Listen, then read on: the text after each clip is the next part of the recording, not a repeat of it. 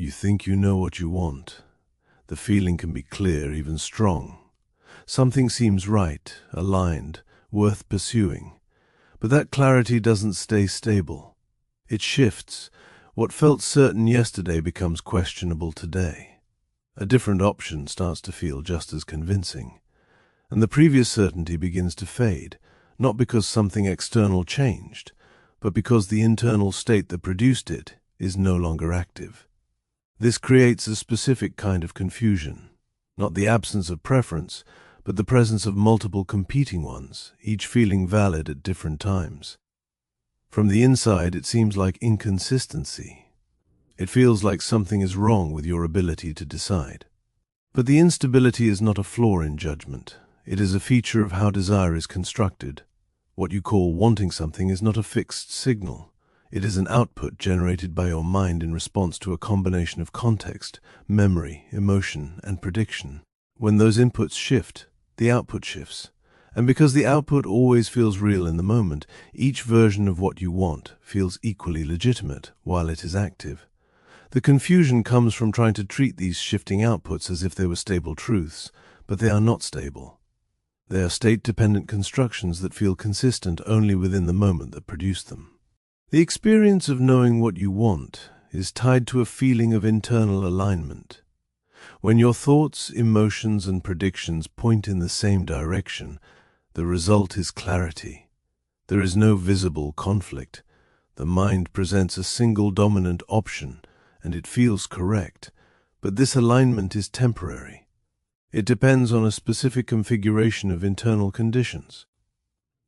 If your emotional state changes, the alignment can break. If new information appears, even subtly, the balance shifts. And when that happens, the clarity disappears. What replaces it is not emptiness, but competing signals. Different possibilities begin to carry weight. Each one is supported by a different set of internal conditions. This creates the sense of being pulled in multiple directions. But the important detail is that each direction is being generated by the same system, just under different conditions. There is no single true desire hidden beneath the conflict. There are multiple potential outputs, each becoming dominant depending on the state of the system at that moment. The idea that you should be able to access one stable, consistent desire assumes that such a thing exists. But the system is not built that way. It produces context-sensitive outputs, not fixed preferences. Memory plays a central role in shaping what you think you want. But memory is not a neutral record. It is selective and reconstructive. When you recall past experiences, you are not accessing them in full detail. You are accessing fragments that have been shaped by your current perspective. Positive aspects may be emphasized or minimized depending on how you feel now.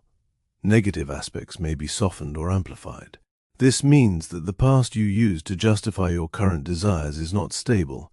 It changes along with your interpretation of it. When you think about something you once wanted, the memory you rely on is being filtered through your present state.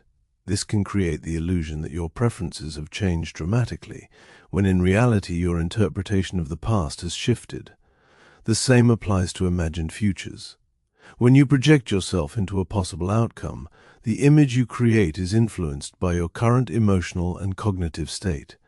So the future you are evaluating is not fixed either. It is a constructed scenario that reflects how you feel in the present. This creates a moving target. Both your reference points, the past and the future, are unstable, and because your sense of what you want depends on them, it becomes unstable as well. Prediction adds another layer to this instability. Your mind is constantly trying to anticipate how different choices will affect you. It simulates outcomes and evaluates them based on expected feelings, but these simulations are limited. They are based on incomplete information and simplified models of reality. When you imagine choosing one path, your mind generates a version of what that experience might be like. But that version is shaped by your current state, not by the actual future conditions you would be in.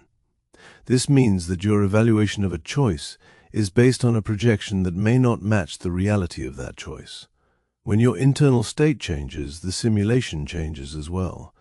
A decision that once felt appealing may start to feel less so, not because the external factors have changed, but because the internal model has shifted. This creates a loop where you reassess the same options repeatedly, each time with a slightly different projection. And because each projection feels real while it is active, the evaluation feels valid each time. The instability is not in the options themselves, it is in the predictions you are using to evaluate them. Emotion acts as a weighting system for these evaluations. It determines how strongly a particular option is felt.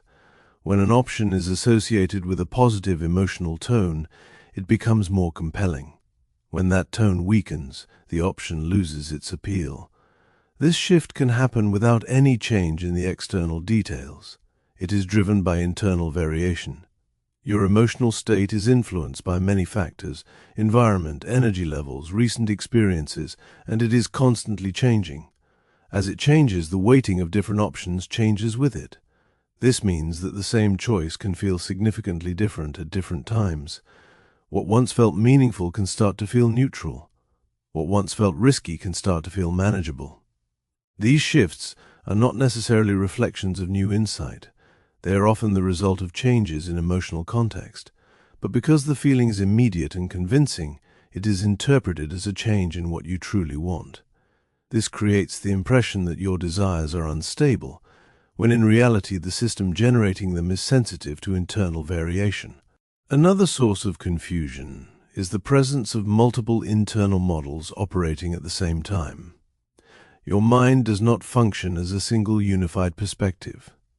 It contains different frameworks for evaluating situations, each based on different priorities and assumptions. One model may prioritize stability, another novelty, another long-term outcomes, another immediate comfort. These models can produce conflicting recommendations. In one moment, the model focused on safety may dominate, making cautious options feel correct. In another moment, the model focused on growth may take over, making riskier options feel more appealing. Each model generates a coherent perspective when it is active, but they are not all active in the same way at the same time. This creates a shifting internal landscape where different versions of what you want emerge depending on which model is currently influencing your thinking. The conflict you experience is not between right and wrong choices. It is between different internal systems, each producing its own version of a valid preference. Language contributes to the sense of confusion by forcing these dynamic outputs into fixed categories. When you try to define what you want, you use stable terms. You describe preferences as if they are consistent traits or long-term truths. But the underlying signals are not stable in that way. They are fluid and context-dependent. By labeling them as fixed, you create a mismatch between how they actually function and how you expect them to behave. This mismatch leads to frustration. When your preferences change, it feels like inconsistency or failure to commit. But the change is not a deviation from a stable baseline. It is a reflection of the system operating as it normally does. The expectation of consistency comes from the language you use to describe your preferences, not from the structure of the preferences themselves. This is why attempts to figure out what you really want often lead to more confusion. The question assumes that there is a stable answer waiting to be discovered, when in reality the answer is being continuously generated. The reason this feels difficult to notice is that each state presents itself as complete. When a particular preference is active, it does not feel partial or conditional. It feels like the correct answer. There is no indication within that state that it is temporary. This creates a series of convincing but transient certainties. Each one replaces the previous one without acknowledging it. From the inside, it feels like you are changing your mind. But what is actually happening is that different states are producing different outputs, each with the same level of subjective certainty. Because you experience them sequentially, it feels like inconsistency over time. But at any given moment, the experience is consistent. This makes it difficult to recognize the pattern. You are always inside one state at a time, and that state feels complete while it is active. The transitions between states are where the instability becomes visible, but those transitions are often interpreted as confusion rather than as evidence of a shifting system. The shift in understanding comes from recognizing that clarity is not a discovery but a condition. It emerges when internal variables align, and it disappears when they don't. This reframes the goal. Instead of trying to find a permanent answer to what you want, the focus moves to understanding the conditions that produce different answers. This does not eliminate the variation, but it makes it predictable. You begin to see that certain states lead to certain preferences. This reduces the need to treat each preference as a final decision. It becomes one possible output among many, rather than a definitive statement about your identity. This shift changes how you engage with your own thinking. You are no longer trying to extract a stable truth from a dynamic system. You are observing how the system generates different outputs under different conditions. When that shift stabilizes, the pressure to resolve the question of what you want begins to decrease. Not because the question has been answered, but because it no longer needs to be answered in a fixed way. The system continues to generate preferences, but they are no longer treated as absolute. They are contextual. This allows decisions to be made without requiring complete certainty. The absence of a single stable desire is no longer interpreted as a problem. It becomes an expected feature of how the mind operates. And within that understanding, the sense of confusion changes. It is no longer a sign that something is missing. It is a sign that the system is active, producing multiple valid possibilities without collapsing them into one. A deeper source of instability comes from the fact that your sense of self is not fixed either. The you that wants something is not a single, continuous entity. It is a shifting configuration of priorities, memories, and interpretations that changes over time. When you say, "I want this," it feels like a stable statement, but the I in that sentence is context-dependent. In one state, you may prioritize security; in another, growth; in another, connection or autonomy. Each version of you evaluates options differently because it is operating with a different internal structure. This creates a situation where the same choice is being judged by different standards at different times. The conflict is not between the options themselves, but between the versions of you evaluating them. Each version feels legitimate while it is active. There is no internal signal that says one is more real than the others. This is why it can feel like you are changing your mind, when in reality the reference point doing the choosing has changed. The expectation that a single consistent self should produce consistent desires does not match how the system actually operates. The system generates multiple versions of perspective, each capable of producing its own coherent preference. Context amplifies this effect in ways that are easy to overlook. Your environment, the people around you, and even subtle cues in your surroundings influence which internal model becomes active. In one setting, certain values are reinforced, making specific options feel more appealing. In another setting, a different set of values is activated, shifting your preferences without any deliberate decision. This means that what you want is not only dependent on internal factors, but also on the context in which those factors are triggered. A choice that feels obvious in one environment can feel uncertain or irrelevant in another. This is not because the choice has changed, but because the context has altered which internal signals are being emphasized. The difficulty is that these contextual influences are often invisible. You experience the resulting preference without noticing the conditions that produced it. This makes the preference feel intrinsic, as if it originated entirely from within you. But in reality, it is partly shaped by external factors that are constantly changing. As those factors shift, so does the output. Another layer of complexity comes from the way your mind integrates social information. Your sense of what you want is influenced by what you observe in others, not in a direct or obvious way, but through subtle adjustments. You compare outcomes, lifestyles, and perceived satisfaction, and those comparisons feed into your internal evaluation system. This does not mean you simply adopt what others want, but it does mean that your preferences are shaped in relation to what you see around you. This creates a moving reference point. As the people and environments you are exposed to change, the standards you use to evaluate your own choices also change. This can make previously satisfying options feel insufficient or previously unappealing options feel more relevant. The shift does not come from a clear internal decision. It emerges from accumulated exposure to different examples. Because this process is gradual and often unconscious, it can feel like your desires are changing for no reason. But the underlying system is continuously recalibrating based on new input, even when that input is not explicitly acknowledged.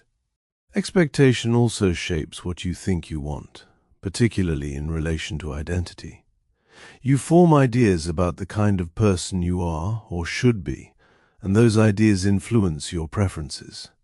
Certain choices feel aligned not because they inherently match your needs, but because they fit the identity you are trying to maintain or move toward. This introduces another layer of evaluation. You are not only asking whether you want something, but whether wanting it is consistent with who you believe you are. This can create tension when different aspects of identity point in different directions. One part of you may prioritize consistency with past decisions, while another part may be oriented toward change or growth. Each perspective generates its own version of what feels right. And because both are tied to identity, they carry a sense of importance that makes the conflict harder to resolve. The decision is no longer just about the outcome. It becomes a statement about who you are. This increases the pressure to find a clear answer, even though the underlying signals remain variable.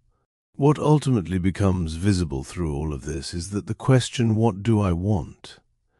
does not have a single stable answer because it is being asked within a system that does not produce stable outputs. The variability is not something that needs to be eliminated. It is something that reflects how the system adapts to different conditions. When this is recognized, the role of the question changes. It is no longer treated as something that needs to be resolved once and for all. Instead, it becomes a way of observing how different factors influence your preferences in real time. This removes the expectation that clarity should be permanent. It allows for the possibility that different answers can coexist without needing to be reduced to one. The sense of confusion that once felt like a problem begins to function as information. It indicates that multiple valid perspectives are active at the same time, and rather than forcing them into a single conclusion, the system can allow them to remain without requiring immediate resolution.